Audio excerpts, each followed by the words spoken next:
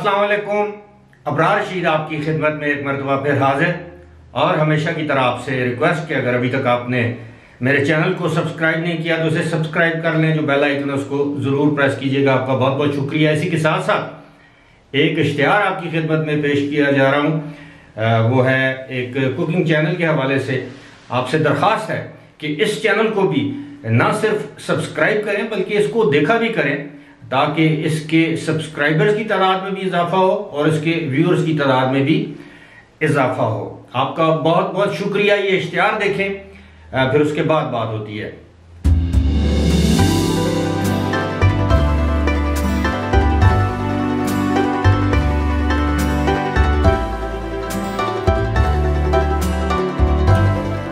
जी, आपने इश्तिहार देख लिया और मुझे उम्मीद नहीं, यकीन है कि आप इस चैनल को ज़रूर सब्सक्राइब करेंगे। इसका लिंक जो है वो मेरे डिस्क्रिप्शन बॉक्स में है।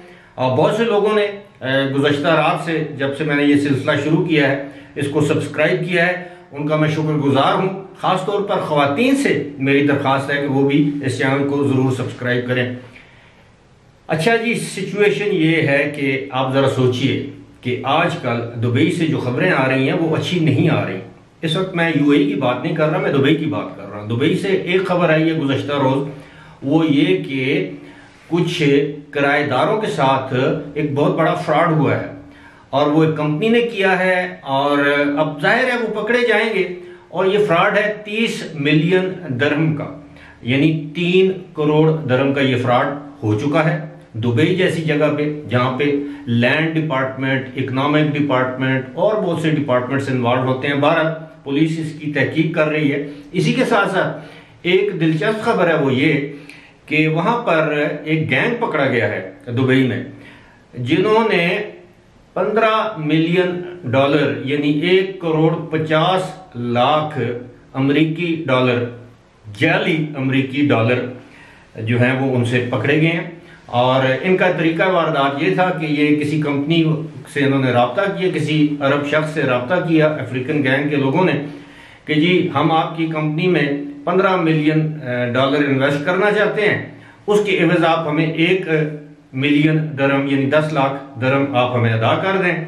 उस शख्स को कुछ शक पड़ा, उसने पुलिस से रब्ता किया। पुलिस ने, मुख्तसरन ये कि पुलिस ने एक ऑपरेशन के बाद उन लोगों को तमाम डॉलर्स के साथ गिरफ्तार भी कर लिया। इब्तदाई तौर पर उसमें 1.5 मिलियन 15 लाख डॉलर बयाने के तौर पर दिए गए थे, वो भी बरामद हो गए। उस गैंग को भी धर लिया गया है।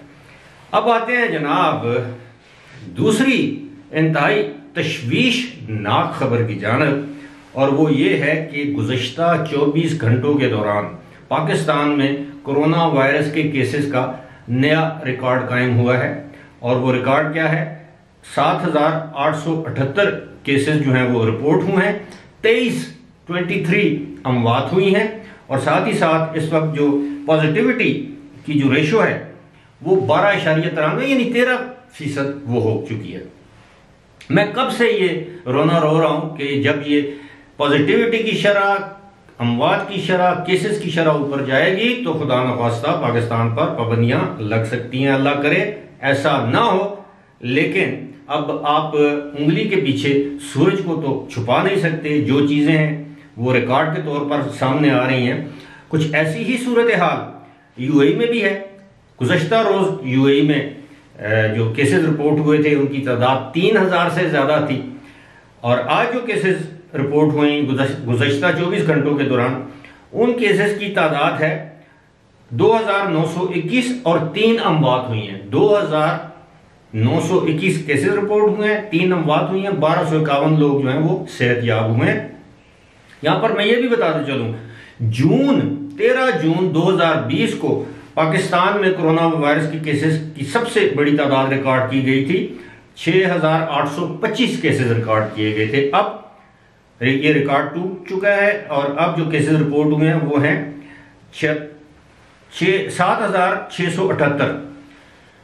अब इसके बाद मैं आपसे क्या कहूं, पाबंदियां एक एक करके ना सिर्फ पाकिस्तान के बड़े शहरों में बल्कि यूएई में भी उनका इब्तिदा हो चुका है। पाकिस्तान में तो लगाई जा चुकी हैं, यूएई में भी इब्तिदा हो चुका है। वहाँ पर अब हंगामी तौर पर मजीद 24 घंटे काम करने वाले कोविड यानी पीसीआर टेस्टिंग सर्विस जो सेंटर्स हैं उनका क़याम अमल में लाया गया है। उसी तरह जिस तरह अगर आपको याद हो तो मई जून 2020 को जो सूरत हाल थी यूएई में, बिल्कुल वैसी सूरत हाल अब उनको पेश आ रही है। और आपके इल्म है कि मार्च तक एक्सपो 2020 है, वहां पर जनाब फंक्शंस हो रहे हैं। आजकल पाकिस्तानी जो वफाकी वजीर इतलात हैं फवाद चौधरी साहब, वो भी वहां पर गए हुए हैं। उन्होंने भी बड़ी ज़बरदस्त बातें की हैं। वहां पर महाफिल मौसीकी यानी कॉन्सर्ट्स हो रहे हैं, लोग एंजॉय कर रहे हैं। और मैं गुज़श्ता रोज उनकी वीडियो देख रहा था, गुज़श्ता रात दुबई में, जब वो एक्सपो 2020 में पाकिस्तानियों से खिताब कर रहे थे। अब यकीन कीजिए वहां पर कम से कम, ज्यादा नहीं तो कम से कम 1000 लोग मौजूद थे, शायद इससे भी ज्यादा हो। और वो सब एक दूसरे के साथ जुड़ के बैठे हुए थे या खड़े हुए थे और वो बस मजे कर रहे थे। तो ऐसे लगता है कि एक्सपो 2020 के अंदर जो हिफाजती तदाबीर हैं, जो SOPs हैं, जो प्रोटोकॉल्स हैं, उनको बिल्कुल नहीं पूछा जाता, ना कोई उनके खिलाफ कार्रवाई की जाती है। यहां तक कि अब जो दुबई में मेरे दोस्त अहबाब हैं वो ये कहते हैं कि जनाब एक्सपो 2020 कोरोना वायरस के फैलाव का गढ़ बन चुका है। अब खुद सोचें, 1000 के मजमे में अगर 10 लोगों को भी कोरोना वायरस था या है तो उन्होंने कितने लोगों में उसको तकसीम किया होगा। अब इस हवाले से तो मैं ज्यादा कुछ भी नहीं कह सकता, अलबत्ता इतना मैं जरूर कहूंगा कि आप यकीन कीजिए कि 31 मार्च को ये खत्म हो जाएगी एक्सपो 2020, 1.5-2 महीने की बात है। उसके बाद आप देखिएगा ये किस तरह पाबंदी आयद करते हैं। गुज़श्ता रात ही CNN पर मैं, जो टिम क्लार्क हैं, जो एमिरेट्स एयरलाइन के प्रेसिडेंट हैं, सदर हैं, एक चेयरमैन है शेख सईद, ये उससे एक दर्जा नीचे हैं, टिम क्लार्क। CNN पे मैं उनका इंटरव्यू देख रहा था। वो बता रहे थे कि जनाब हमारी एयरलाइन ने बहुत सफ़र किया है पैसेंजर के हवाले से, लेकिन अब हमने बड़े ज़बरदस्त किस्म के इंतजाम कर रखे हैं, हिफाजती इक़दाम किए हैं, अब हालात बेहतरी की तरफ जा रहे हैं। लेकिन इसके बावजूद अगर कोई इस तरह का मामला होता है तो हम क्या करेंगे? उन्होंने कहा कि जनाब हम ये करेंगे कि अपनी जो जहाज हैं उनको कार्गो सर्विस के लिए, यानी वैक्सीन की दरामद बरामद के लिए या दीगर जो कार्गो की चीज़ें हैं, जो बार बरदारी के लिए जहाज़ों को इस्तेमाल किया जाएगा। अब इसमें मैं आपको ये बताता चलूं, याद करवाता चलूं कि गुज़श्ता साल मार्च के महीने में एमिरेट्स एयरलाइन डूबने के करीब थी। तकरीबन $3 अरब एमिरेट्स एयरलाइन को हुकूमत दुबई ने अदा किए ग्रांट के तौर पर, मदद के तौर पर, ताकि वो उन मुसाफिरों की रकम रिफंड कर सके जिनके टिकट मनसूख हुए, परवाजें मनसूख होने की वजह से उनके टिकट मनसूख हुए। उन लोगों ने शोर वगैरह किया तो उनके टिकट जो है वो उनको रिफंड करने के लिए ये $3 अरब हुकूमत ने दिए। और उसके बाद भी सुनने में आया है कि $1 अरब 25 करोड़ मजीद भी दिए गए हैं। ये एक ब्लूमबर्ग एक नशरियाती अदारा है, ये उसकी रिपोर्ट के मुताबिक। अब ऐसी सूरत हाल में अब आप अंदाजा कीजिए कि मार्च के बाद पाबंदियों का क्या आलम होगा। और मुझे सबसे ज्यादा जिस चीज का खतरा है वो ये है, हमेशा की तरह, कि बर्क गिरती है तो बेचारे मुसलमानों पर, बारी आएगी तो हमारी।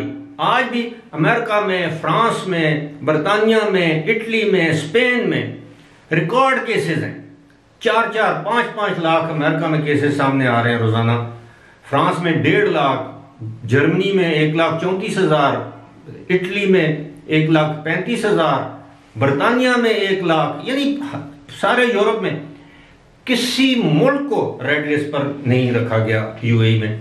और जिस दिन पाकिस्तान के केसेस की तादाद 10,000 से बढ़ गई और पॉजिटिविटी की शरह 13% तक पहुंच गई है, ये 14-15 तक चली गई तो आप देखिएगा ये किस तरह पाकिस्तानियों पर पाबंदियां आयद करते हैं। अल्लाह करे ऐसा ना हो, लेकिन दिखाई ऐसा ही देता है। फिलहाल इसी के साथ मुझे दीजिए इजाजत। खुदा हाफिज।